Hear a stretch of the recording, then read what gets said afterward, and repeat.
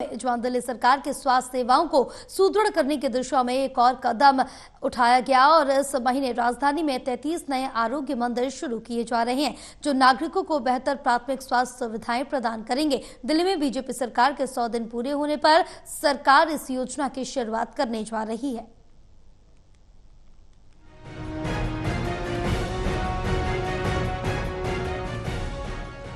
मुख्यमंत्री रेखा गुप्ता की सरकार 31 मई को 100 दिन पूरे करने जा रही है। इस खास मौके पर दिल्ली वासियों के लिए भाजपा सरकार की तरफ से आरोग्य मंदिर की स्वास्थ्य सुविधाएं शुरू होने जा रही हैं। दिल्ली ने स्वास्थ्य सुविधाओं को बेहतर बनाने के लिए 1139 आरोग्य मंदिर खोलने की योजना बनाई है। पहले चरण में राजधानी दिल्ली में 33 आरोग्य मंदिर शुरू की जाएगी। दिल्ली के मुख्यमंत्री रेखा गुप्ता 31 मई को 100 दिन पूरे होने पर इनका उद्घाटन करेंगी। आरोग्य मंदिर दिल्ली सरकार की एक नई पहल है जिसका उद्देश्य शहर के विभिन्न हिस्सों में प्राथमिक स्वास्थ्य सेवाओं को सुलभ बनाना है। इन केंद्रों पर सामान्य बीमारियों का इलाज, आवश्यक जांच और दवाइयों की सुविधा उपलब्ध होगी। इन आरोग्य मंदिरों में अनुभवी डॉक्टर, नर्स और अन्य स्वास्थ्य कर्मी तैनात होंगे जो मरीजों को गुणवत्तापूर्ण सेवाएं प्रदान करेंगे। इसके अलावा इन केंद्रों पर स्वास्थ्य जागरूकता कार्यक्रम भी आयोजित किए जाएंगे जिससे लोगों को स्वास्थ्य संबंधी जानकारी भी मिल सकेगी। दिल्ली की सीएम रेखा गुप्ता ने कहा कि सरकार के 100 दिन पूरे होने वाले हैं। ये हमारी प्रतिबद्धता है कि हम दिल्ली की जनता को बेहतर इलाज की सुविधाएं दें। लोकनायक अस्पताल में हमने मेडिकल जेनेटिक विभाग का आज उद्घाटन किया जो कि पूरे देश में 4th और दिल्ली राज्य में पहला ऐसा सेंटर है जिसके माध्यम से वो बच्चे जो पैदा होने के साथ कई बीमारियों को अपने जेनेटिक्स में लेके पैदा हुए हैं उनका इलाज संभव हो पाएगा। ये प्रधानमंत्री नरेंद्र मोदी जी का विज़न था जी कि हर मेडिकल कॉलेज के साथ साथ इस तरीके का मेडिकल जेनेटिक विभाग जरूर होना चाहिए जिससे लोगों को ऐसी असंभव इलाज दिखाने वाली बीमारियों को भी इलाज मिल सके।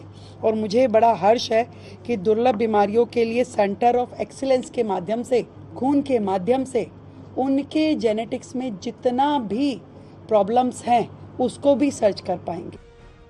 दिल्ली सरकार का लक्ष्य है कि हर नागरिक को उसके घर के आसपास ही प्राथमिक स्वास्थ्य सेवाएं मिले।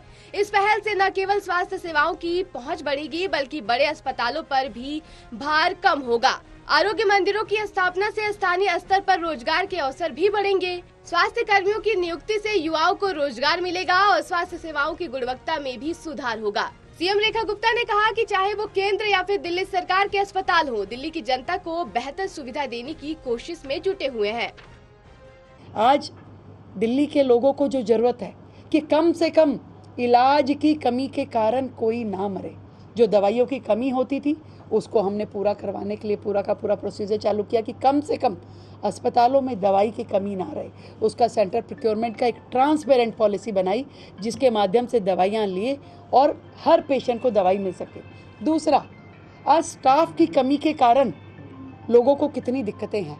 आज हॉस्पिटल एडमिनिस्ट्रेशन अपने आप को असहाय महसूस करता है जब वो देखता है कि पैरामेडिकल जो हमारा स्टाफ है, जो नर्सिंग स्टाफ है, जो डॉक्टर्स है, अगर वही उपलब्ध नहीं होंगे तो अस्पताल चलेंगे कैसे।